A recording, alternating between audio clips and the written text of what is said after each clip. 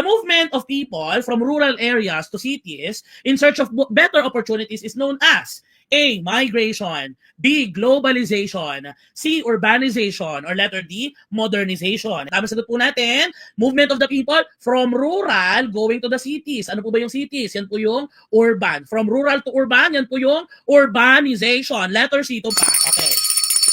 Yes, okay, no? So yes mga kababayan, yun po ang ibig sabihin ng urbanization. It is the shift from rural to urban living and the increased concentration of the human population in densely populated cities. Ay bakit po sila lumilipat? Ito po ay dahil, no? Syempre, mas maraming employment opportunities, no? Diyan po sa urban dahil nandiyan po yung mga factory, nandiyan ang mga kumpanya, no? Sa eksena, ang paglipat nila diyan at pagsisiksikan nila diyan, halimbawa diyan sa Manila, no? In search of better opportunities, urbanization po ang tawag natin diyan, no?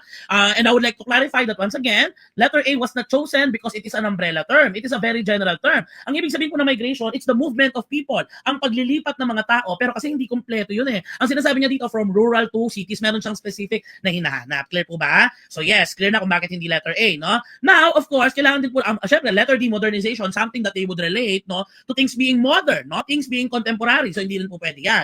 At ang globalization, alam naman po natin ang ibig sabihin ng globalization, the increasing what? The increasing connection of countries across the world, no? So hindi rin po pwede yan. Ang may kinalaman dyan, ang pinaka-perfect natin sagot, once again, it's letter C. Okay po?